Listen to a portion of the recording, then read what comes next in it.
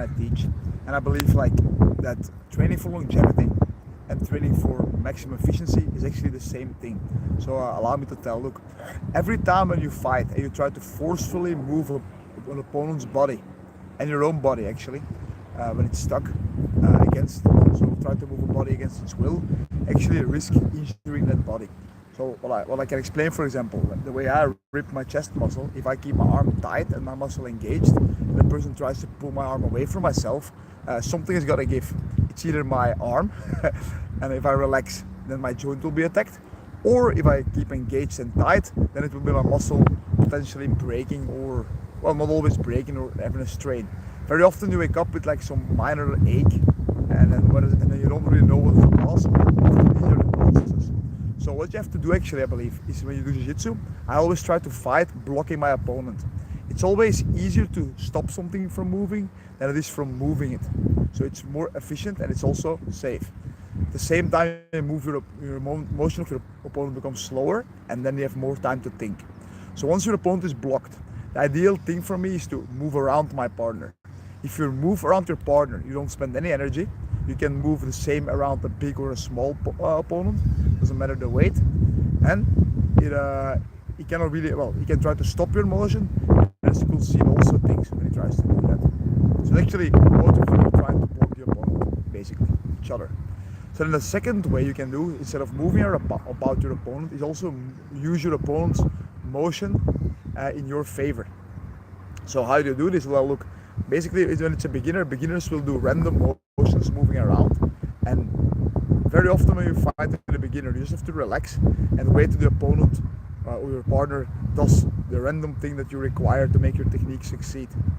And now you're gonna say, oh, does it also work on advanced people? Well, yes it does. Well, because imagine the person gets tired or in competition and the time is running out and he's points behind, then this person will have to do some things, and everybody gets stupid when they're getting tired, or when the timer is running out and they're losing. Always happens. So whenever I do move my opponent, there is two ways I can move my partner or my opponent. So the first thing is I try to move the whole body as a whole. So for example, if you see a person in turtle, you attach yourself, you can try to destroy the turtle, which is possible, I will explain in a second, but most of the time I just try to flip the whole body over as a whole, and you will get reactions in that. Reactions are motions, and those motions can be used in your favor. Then how can you also move a body is, for example, using locks. So if you do a lock, if the rotation is blocked on both sides, then there is a submission there, and then the person should tap.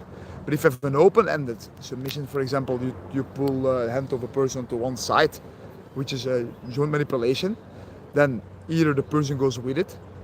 That's the biggest point, because the hand moves and the body has to follow. They always say where the head goes, the body follows. It's rather where every joint of the body goes, the body has to follow. And if you move against it, that's when you injure yourself.